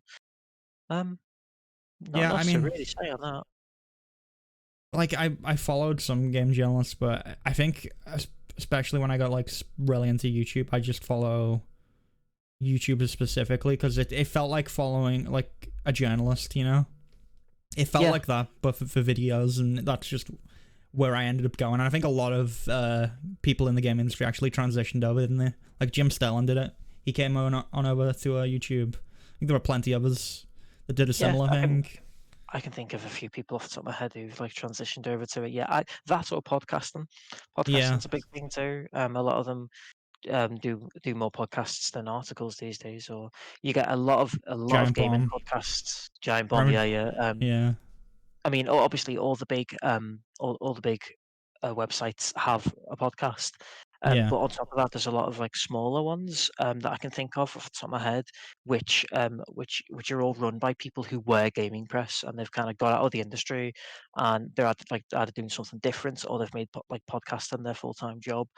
And you know some of them Imagine have that. just got out of the industry entirely and now they're just podcasting on the side, which you've got to have a massive podcast to be able to do it Yeah. full time, obviously. But I can think of some. So, God, some of them that do like 4 podcasts a week, like all different types of podcasts, and make a living off it that way. So yeah, like there's a lot of ways to make money as a journalist these days. But I think Mm. paper magazines is not really one of them anymore. Yeah, it's Which is just bad. I mean, I've got some very badass looking retro gamer magazines. Actually, and, you know, they're just out of arm's reach. I can't quite get them, but I've got some really cool like subscribers only covers. I'm sure I've got like some around the house somewhere, like really old ones, but it's been so long since I've read one. Mm. But it is, and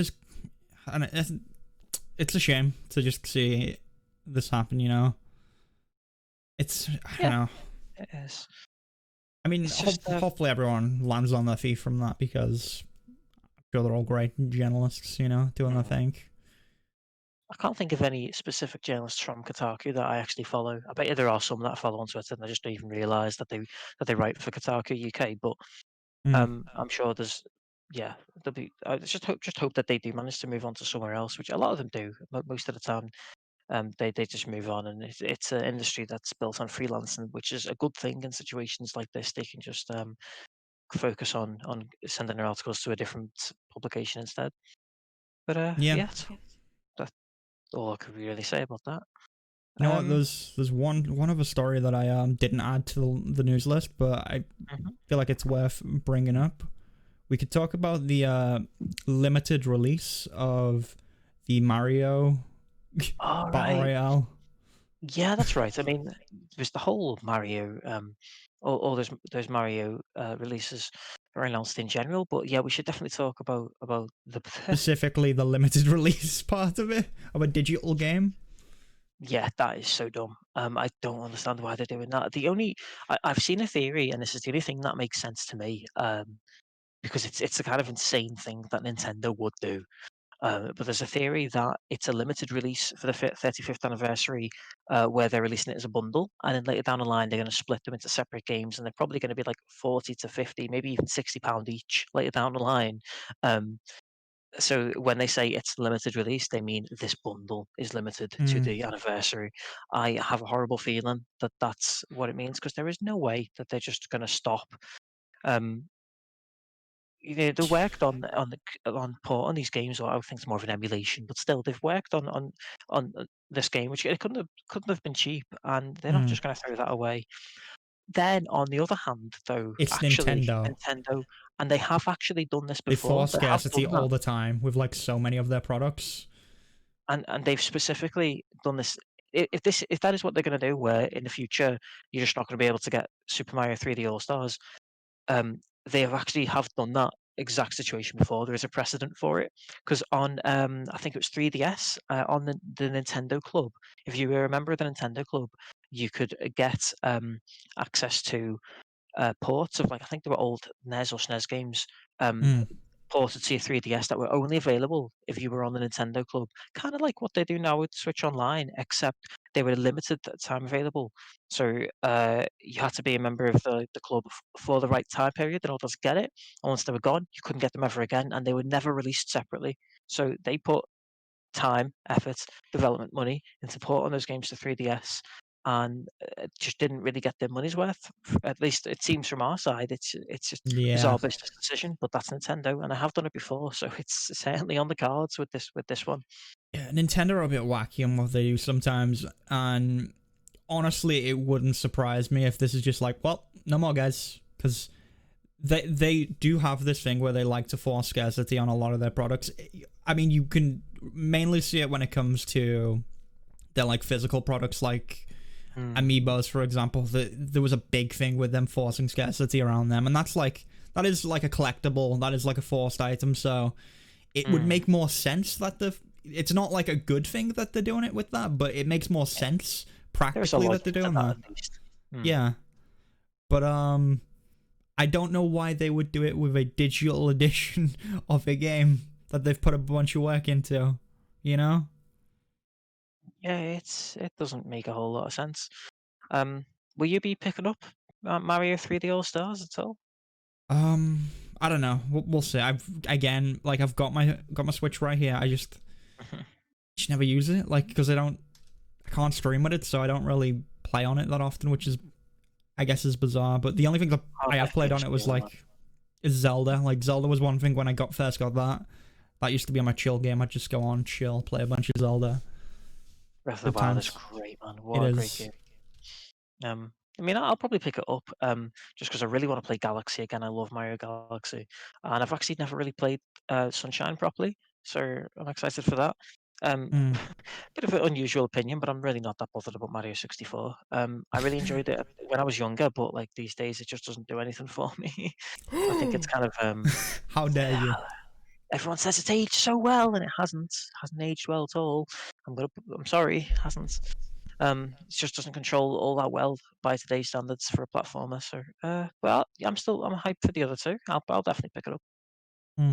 I mean, from what I understand, Sunshine's a bit more messy than 64. From what I know of, but kind of the black sheep of the Mario family, isn't it? Yeah, but it's also still an enjoyable game. Still really enjoyable. So, yeah, you'll probably have a lot of fun with that. Yeah, I'm excited for it. It's got its die-hard fans, and I think partially one of the reasons why it's not liked is just because it's really different from a standard Mario game. But I think I might like it more for that, because I'm not that huge into the 3D Mario games as a general rule anyway. But the fact that this one kind of fleshes out its world and brings in ideas from other games, like there's blatantly a little bit of Sonic Adventure in there with Delfino Plaza, I always think. Yeah, I could definitely see that. And I think that's probably just going to mean that I'll like it more. And it does have its die-hard fans, so maybe I'll be one of those people who actually likes it more than the average person does. Yeah, I think in some ways it was a little ahead of its time, you know? I can see that. And they just couldn't execute what they wanted to do with it, or like it got a little messy, you know? But yeah, I mean, I might end up picking it up. We'll see what happens, you know. If it's not a limited release, maybe I'll end up getting it further down the line. Good luck with that. Yeah, we'll see what happens. But shall we talk a bit about microtransactions? Specifically, CD Projekt looking at making fair and friendly microtransactions. Your favorite boys. I do like CD Projekt. And so the multiplayer version of Cyberpunk it's gonna be like a separate release thing that they do further down the line after the game comes out, which is interesting. The initial thing is gonna be free because it's just gonna be part of this buying not CD Projekt, buying Cyberpunk. So it's something that's coming, but it's gonna be released later down the line. But they also want to have microtransactions in this to like keep it going. But they are also like, well, we want to make microtransactions like fair, we want it to have value, I just thought it'd be an interesting conversation to discuss how you could, give microtransactions value without taking something away that could potentially be there. Yeah, it's definitely a conversation worth having. It's mostly because I can't think of a situation Yeah, where I'd be happy with microtransactions in multiplayer. Like there's times when they don't bother me when it's not relevant to the actual gameplay, when you're just paying for skins. But you can't argue that it doesn't still have an that effect definitely on the takes game away. Yeah, because if you're not unlocking those skins, then there's one of those little dopamine hits that you're missing. yeah. And I'm not going to pay money for my dopamine hit because it's just ethically not cool, man.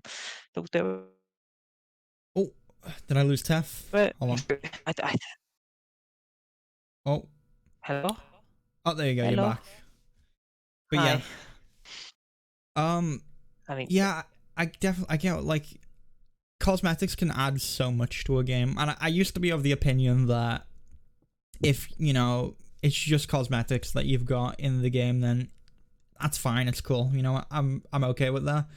But at the same time, I'm like, I miss when you played something like Halo 3 and you had to unlock all these achievements to get certain pieces of armor, or you had to, you had to earn stuff.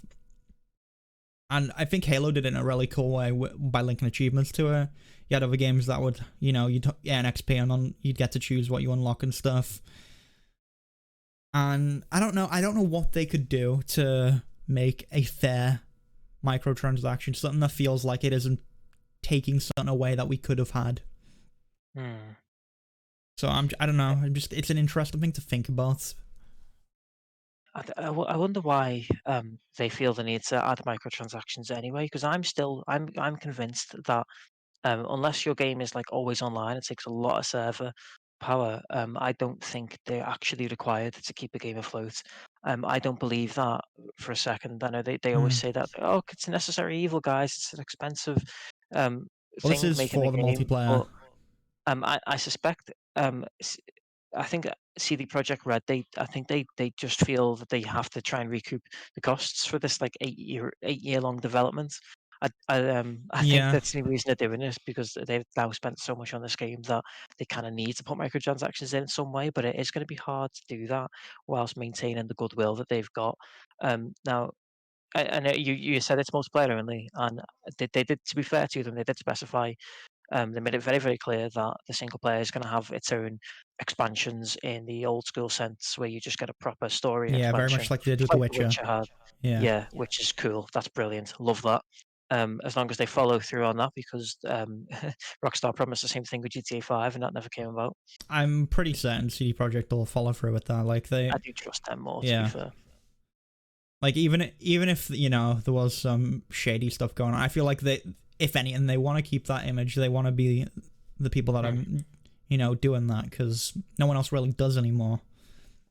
So Yeah. it's just the multiplayer side of things that's gonna be in, which I guess makes me a little more inclined to not be okay with it, because I don't think I'm gonna care about the multiplayer. I don't know how they're gonna make an interesting Cyberpunk multiplayer for me, because for me it's just like this really cool single player RPG. But I'm sure there'll be people that really will care about the multiplayer, and it depends what they do for it, because I don't know what they do. Like, is it going to be an FPS? I don't think I'd care if it was just an FPS, Yeah, I don't really understand how you can make a complex Western RPG into a like a 20-minute multiplayer experience anyway. I'm trying to think if that's ever been done before, where RPGs have been made into a multiplayer experience, and the closest thing I can think of is like maybe a MOBA. Kind of has some sort of slight RPG-ish elements, but I I don't mean, know. if we're talking like open world games that have like multiplayer, I mean, you could point to like, I guess Watch Dogs had like multiplayer stuff, I don't know if, because again, it is going to be like an RPG mixed with like an open world sort of GTA style thing. But it's definitely heavier on the RPG side, which is one of those things where it's like, if I go in, I'm not going to care about, just running and gunning people. I guess Metal Gear also had Metal Gear Phantom Pain also had a multiplayer, but I didn't care about that either. So it's not really a complex RPG either, though. That's what I don't understand. Unless it goes down the route of GTA Hmm. Online, where it's got a sort of semi-persistent world and your character's growth is a big part of it. But I mean, That'd be I cool don't if know they did anything. that. Yeah. That's the only thing that would make sense because if it's a sort of deathmatch style multiplayer, that just surely isn't going to work with RPG. Yeah, Um, I'm sure they're mechanics. not gonna do that, but it's just I don't know. It's weird that it's gonna have a multiplayer. I don't think I'm gonna care about it as much as I like CD Projekt Red and everything they put out. But I'm probably not gonna jump on the multiplayer. Maybe I will. We'll see what happens. Maybe they'll surprise me. You know. But Maybe. Or maybe they're just trying to recoup costs and they're throwing in a multiplayer mode because they think that'll make a bit more money. I mean, so from what we know about the multiplayer mode, it was I think they were original. I don't know if it was. I think they've said they were always pushing the multiplayer back so they could focus on the single player.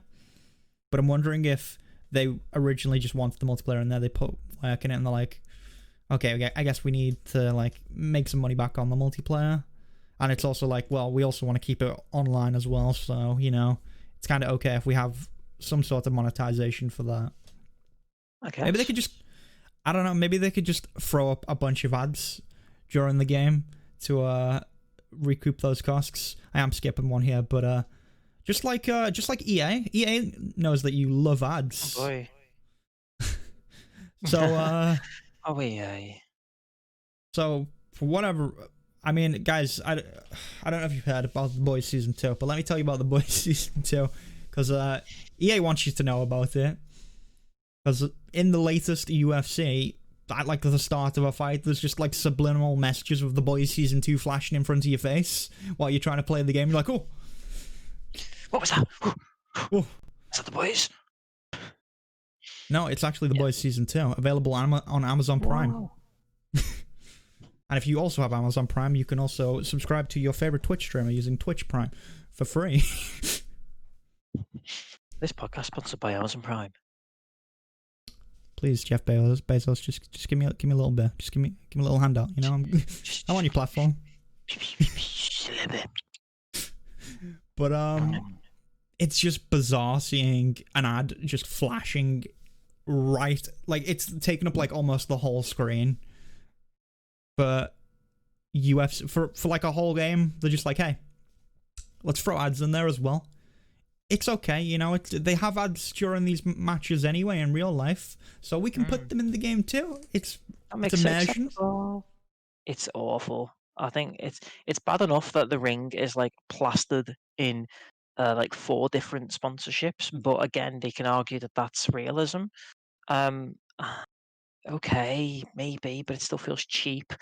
I feel like in the past, in ye good old days in like the 90s, and you used to have like sports games that would create like an interesting, funny little lore.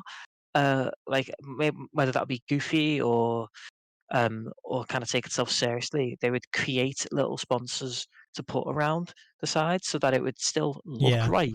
The sponsors there, but it would be, you know, kind of tongue in cheek, a bit fun. And now everything's just a dry marketing tactic, and it's just it. It's It takes away lazy from as the well. game.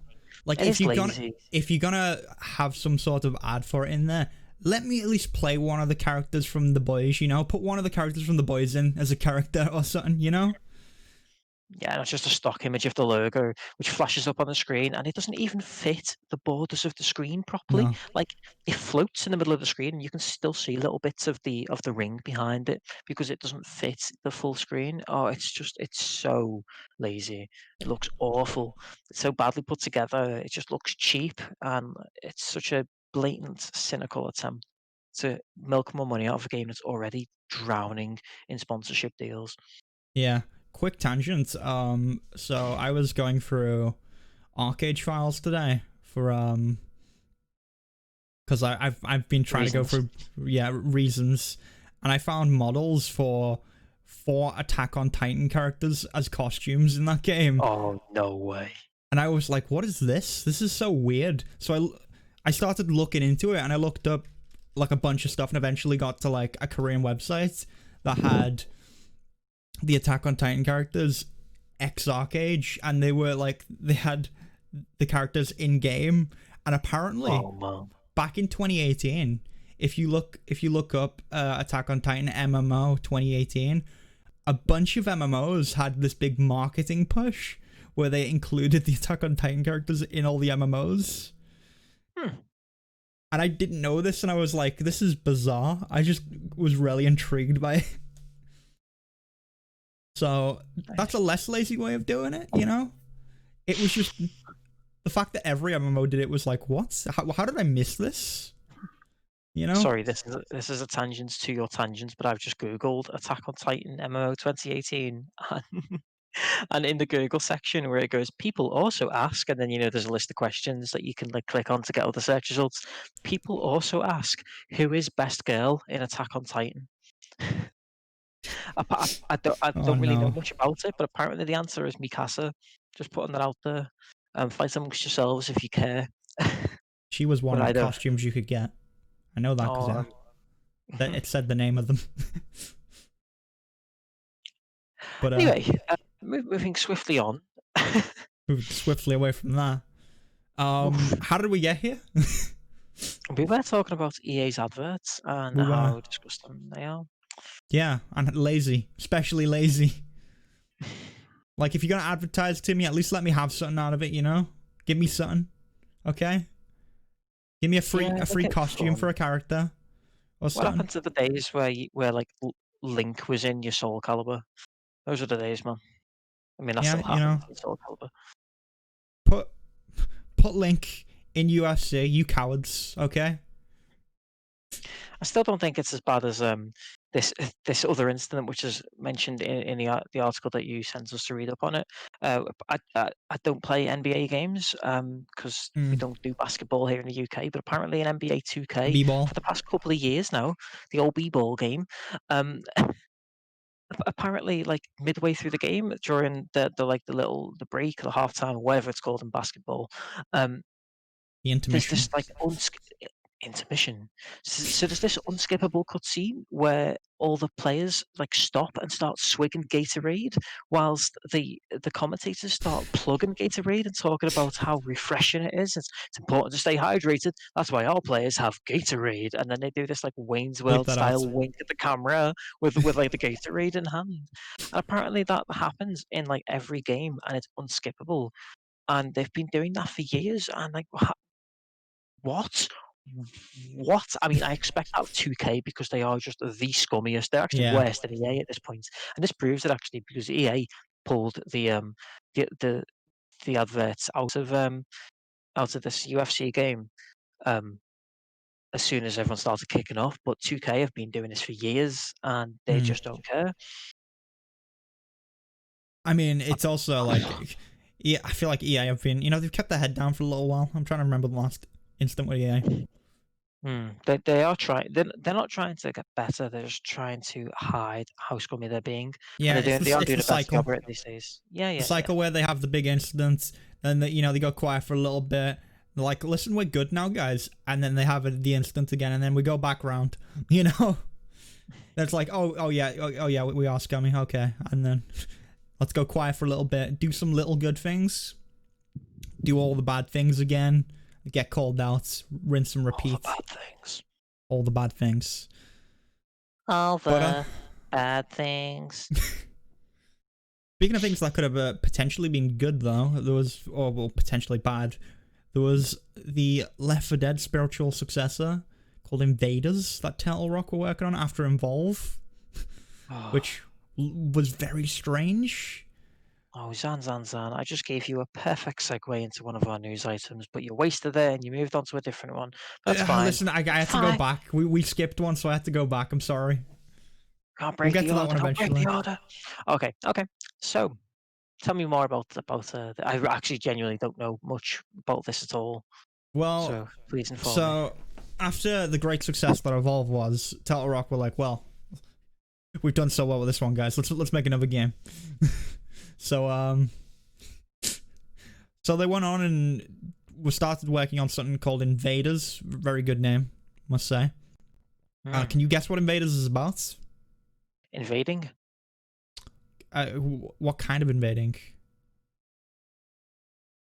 Ooh. Aliens? Oh, you'd be right on the money. I did my. That's why. Don't break the illusion. but yeah, they decided, let's do Left 4 Dead, but aliens. Essentially. I play it, and it's set in London. Yeah, it is set in the UK. London's calling. But yeah, it's just very strange. I don't know. It could have been interesting. It just feels weird going from Left 4 Dead to, hey, aliens, and then you play as like random people from just the UK. I don't know how the accents would sound in that game as well. I feel like it would be. Oh yeah. Yeah. Maybe that awful Hollywood version of English that no one actually speaks. Yeah, I mean, I think it could work because it would be really goofy, and I think that would suit it because like Left 4 Dead, although it's kind of had a reputation as having quite a thick atmosphere, which it does, to be fair, and it puts a lot of work into creating a really intense atmosphere. But let's not forget that when you're actually playing Left 4 Dead, all of that is immediately just ruined by how goofy all the characters are. So it makes sense for it to be a kind of goofier game anyway, because Left 4 Dead doesn't really take itself seriously. No, it doesn't. But I don't know. It's just after like, I mean, I actually like Devolve. You know, I'll say that I actually like Devolve. It just they improved upon it a bunch, but the game just it fell flat and just died. So like even after they recovered, they had like a big recovery with the game, and we're like, whoa, this is really cool to see them, bring this game back after it died. And then, a few weeks later it was dead again. It flatlined. But didn't evolve. It did not evolve. But yeah, it'd be interesting to see.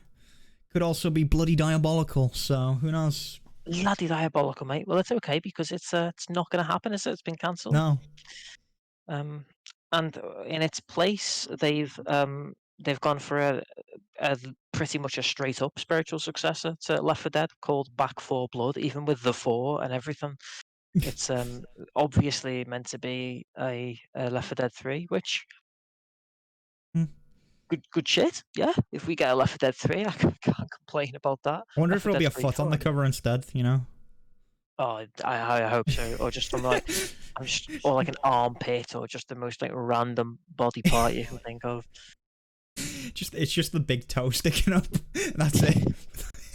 Yeah, it's missing. Oh no. But we'll see what happens with that. Turtle Rock, they've definitely done some really good stuff, and I'm hoping whatever they do next is great, and that they have some success with it, because they definitely deserved the success for Evolve, but they just didn't get it. They didn't get as much of it as they should have, unfortunately. Well, but good luck to them. Speaking of stuff that's getting cancelled, shall we talk a little bit about Twitch Sings? The greatest casualty of 2020. It's very sad. There was a sad song being sung across Twitch right now. As it's a sad situation. As Twitch Sings is getting shut down actually, it's January 2021 is when it's getting shut down, so we got time. Twitch Sings is still going to be around for a while. Oh, we got time. Oh yeah, we got time. We got time, son. But I believe they're even adding. Anyway. Yeah, it's true.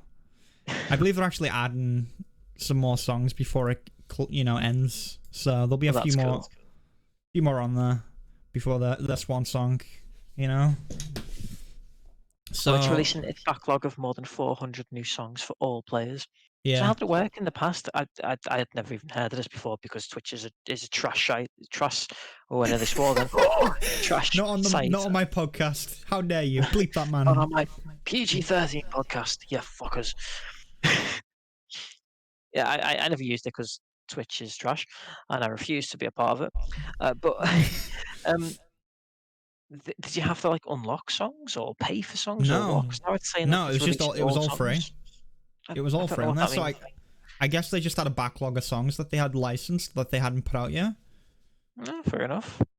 So that's cool that they're doing it, but also, you know, does mean an entire community on Twitch is going, because there were people who actually just relied on Twitch things. That was like what they did on stream. Wow, hold on. Which is bizarre. So they've got 3 months to adapt. Yeah. And diversify. Which, I mean, this might be a hot take, but listen, you should be doing that on Twitch anyway. Like I feel bad for you, but you know, you should also be trying to do more than just. You shouldn't rely on one game or one platform. You know, like. No, what you should do is you should have a standard a gaming streaming branch, and then you should have a specific MMO branch, and then you should maybe do some game discussion podcasts on the side. And maybe have it on Spotify and iTunes as well. Maybe. You know. Maybe spread some of your MMO coverage off to YouTube. You know, just spread yourself thin, like Nutella. I was wondering where you were going with that. Then I could see the pause, and you were waiting. I was just thinking about how good Nutella is. And Twitch Sings. Yeah, that's right. It's getting shut down. Oh, so very sad.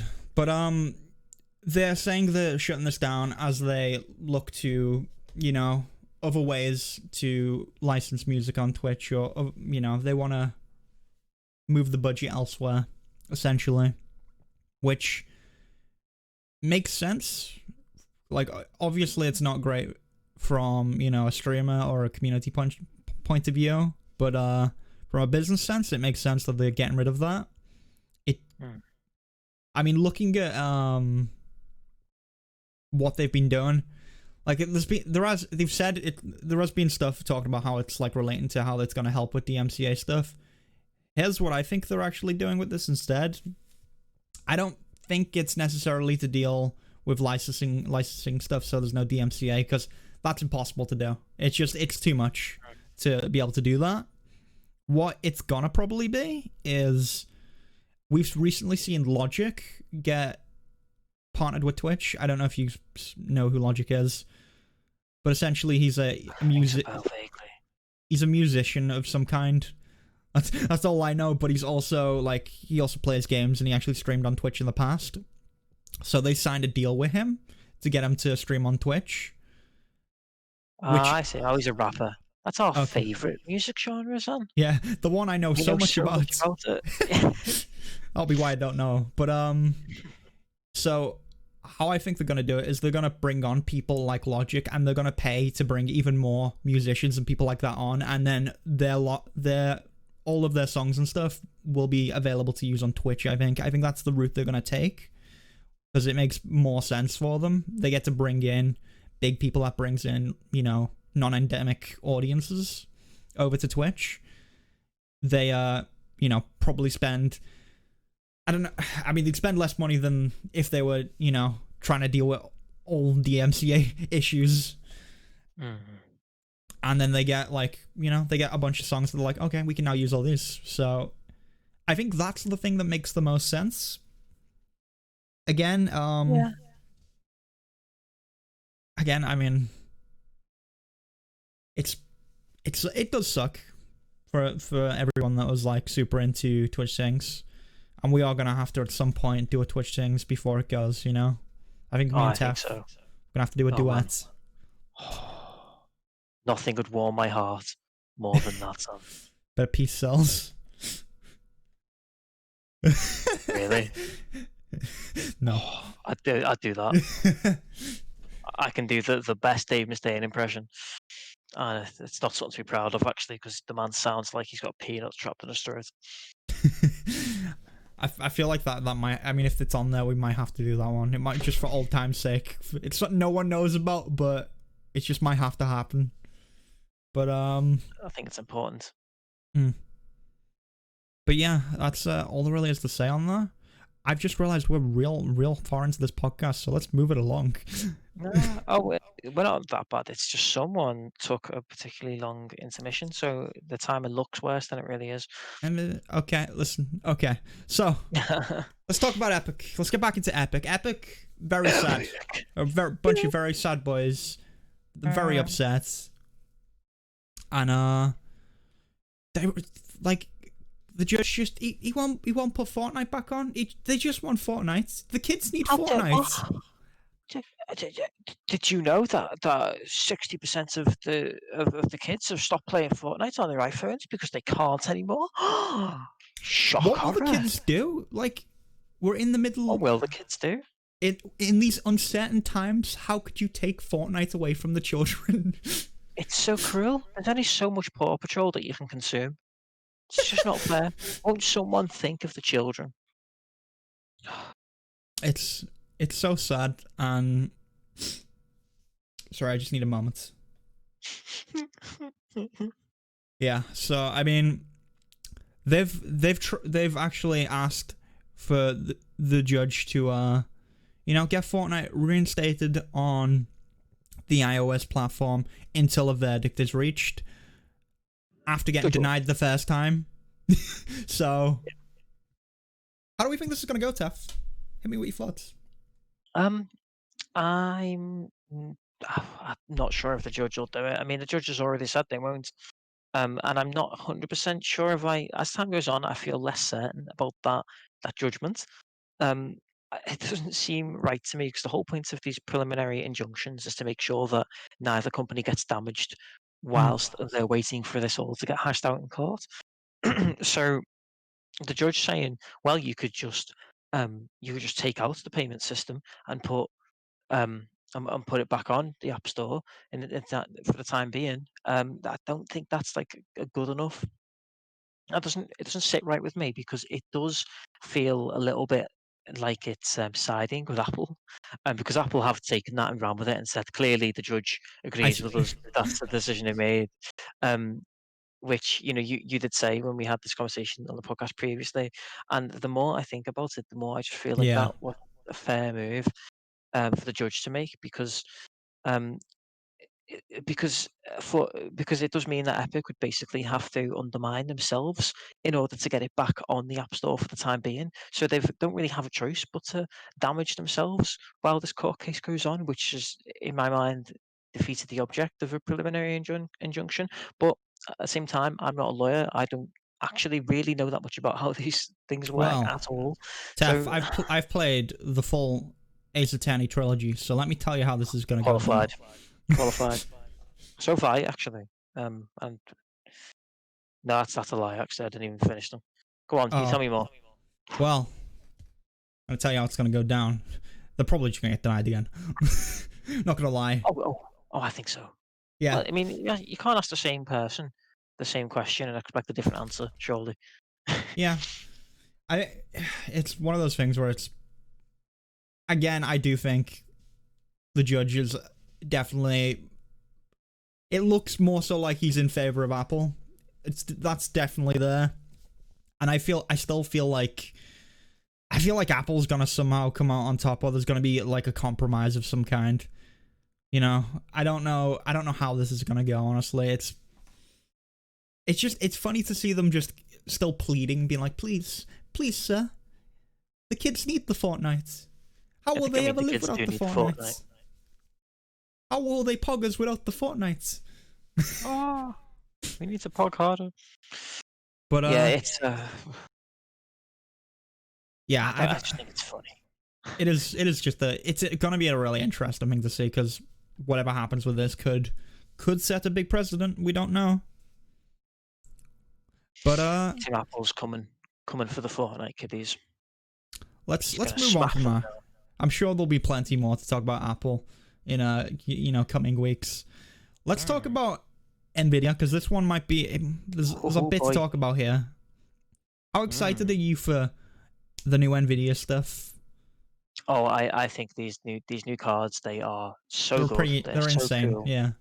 They are ridiculous. Like I think it's just, I feel like, I wonder whether Nvidia has been holding back on this, knowing that they've got this ace up their sleeve, because the consoles have come out recently, like the announcements of the consoles, and it has seemed like a big generational leap for consoles, and you've had these like console peasants going, "Oh, like console can compete with PC now," which, to be fair, it did look that way. Like some Yeah. of the tech in the PS5 looked really impressive, even by the standards of PC games. Meanwhile, Nvidia. And Console peasants, PC master race. I mean, these cards are insane because the top range one, the 3090, Yeah. it just looks ridiculously powerful. It's got 24 gig of VRAM. What the hell is that all about? The cost, the cost is like the big thing as well. Like these cards are so cheap. It's like $700 for the 70, isn't it? Yeah, so the 3070 it's less than that. It's just under $500 and just under £500 for us. And the power spike in that is insane. For Yeah, that so price. 3070 is significantly more powerful than a 2080 Ti, which was retailing for twice the price. So they've just tanked their old series as value. But like, wow, what a difference! That is amazing. That is such good value. And it was right there all along, behind all the spatulas in his kitchen. How would we ever have seen that? I thought it was really funny that it was just there the whole time. He just turned around and picked it up, and then he had the 90 in just in his oven. And he pulled out the oven, and was like, "Here we go, here it is. Here's the big boy." The whole reveal was funky, to say the least. And I'll tell you what, you won't be putting a 3090 in your micro ATX case. I can tell you that. No, it's a big fella. It is a beefy boy. I don't know. Like, I feel like putting that on, and like if I put that, I feel like my motherboard would just snap if I put that on. It looks. I don't know how. Like, you're gonna need a big case for that bad boy. If you want two of them in there, good luck. Come on. Does anyone? No one SLIs anymore, do they? That's dead in the water, isn't it? I feel like some people still SLI. I feel like I still know people with like two Titans having a good time. That's a throwback, dual Titans. Yeah. But yeah, they're really cool, and they are such a big step up. And I think this might be the first cards that really have a chance to show us ray tracing properly. I feel like they're going to be the first ones that are really powerful enough to show us what ray tracing can do. Sorry, did you see it in Fortnite? Yeah. And Quake 2. No, I really do think though, and partially that's not so much to do with the power. To be fair, it's more their timing, because they are coming out at the same time as the new consoles, which are going to have limited ray tracing. But then this 3090, it reckons it's going to be able to do 8K, 60 FPS, with ray tracing. Like, what? You're gonna get me one of those bad boys. I mean, to be fair, it is like $1,500, and it's the size of a small house. So I need to get a small house.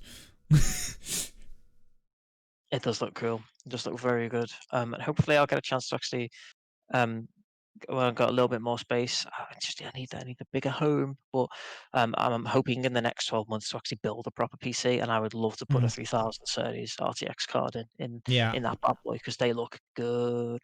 I'll probably end up getting the 70. I'm not gonna lie, because it's so affordable. Like the price is so good, and it's such a power spike. Definitely, like that is. The fact that it's more powerful than a 2080 Ti, they've made their budget model like it's more powerful than their flagship from the last series. Yeah. But it's cheaper than their budget model from the last series. How the hell? What? It's really cool madness to say. Yeah. And then they had even more cool stuff to show off. They had the machinima tool. We talk about the machinima tool. How did I forget about that one? Yeah, so I saw this and I was like, whoa, hold the phone. Where was this 10 years ago? I could have used this. So they've got this like really cool machinima tool in there now, where you can actually like 3D animate characters in game and stuff. Like it pulls like the models, and it I don't know how it works. I don't know how it's gonna work at all, but it looks kind of crazy. Like, yeah, I'm not really understanding the tech at the moment. But I think they use Mountain Blade as an example, don't they? I'm pretty sure that's what they used. I can't remember. Yeah, it was something like that. It was on like a castle wall, and they just essentially they have like you can just like by it uses some sort of technology to use you as like the mocap for it, and then you can just be the character, talk and stuff. I don't know how it's gonna work, but I want to see more of that talk because that looks really cool as well. Like they had so much cool stuff to show off here. Like Nvidia just came out swinging. Definitely. But yeah, I want another card. I want to get. I want one of those bad boys in my PC. Oh, just slide it right in. Slot into me, baby. All right, someone clip that out of context. There we go. You can Please isolate that. Please do. That's why I didn't speak over it. I just let you go. Let me just dig myself a deeper hole there. But yeah, that is about it for this week. We've went a bit over time, but that's okay. It's all right. There was quite a bit to talk about. I think it's been a good time. But shall we wrap up? Tef, what do you do? Where are you on the internet? Who are you? Have you maybe written a certain article lately? I'm a mysterious pixie dancing through the internet. In the wind. In the wind, of course. Oh. I am available on Twitter. It's the easiest place to find me. That's where I put all. I've not actually been going on it as much as I should do, really, but occasionally I'll go off on a rant on there. I'm Twef. I'm Tweffers on Twitter. Tweffers on Twitter. Tweffers on Twitter. I'm Teffers. I'll whack that bad boy in there. Just for you all to have a goose gander if you like. I also write medium articles on games when I've got time, which is not always, but I try. And I did actually do one recently. My latest one's always like the pinned tweet on Twitter. My latest one's got a typo in the pinned tweet, and I'm not going to change it now. I'm living with the fact that I can't spell. Aside from that, I can't spell. Actually, I just missed out an entire word. But words are difficult, man. They're hard. Okay. They are, especially when you're a writer. Like, how are you gonna write a bunch of words and then write more words? See, that's the thing. You see, like I was all out of words, and I had to like just. I had to crank out a few more words just for this tweet, and I didn't quite have enough, so I missed one out. It happens, man. It happens. But my latest article's on there. It actually went up today, and it's about the New World preview. If you've been following Zan's coverage of it and the streams that me and Zan did together on it, then you probably already know my opinion on it. But it's there anyway if you're interested. It's just such an interesting MMO because it's the first one that's really pulled me in the past like decade anyway, and it feels so decidedly old school in certain ways that I really like that. It's bringing back the spirit of MMOs. That existed when they first came out. Like the original idea of what an MMO should be is in that game, and I'm a big fan of that. Go check it out, and give that a read. Give that a read. And I feel like we didn't have a chance to plug Zif really, but Zif's a good man. I gave him a plug first too. Yeah. You did, yeah. He's got a YouTube channel which he's got a really good Crusader Kings video on there at the minute. Actually, just going through some of the things that have changed on Crusader Kings 3. So if you want to hear even more about that than you already heard on this podcast, then go check out Ziflock on YouTube because he's very cool. Or Twitch. He's also Ziflock on Twitch. He's on Twitch too, yeah. And I think he mentioned before that he's been doing a big old playthrough of Crusader Kings on Twitch. So good guy. What about you, Mr. Son? What are you? Where are you? What am I? Where am I? I don't know. Most days, I'm here. That's what I know. I wake up and I'm here.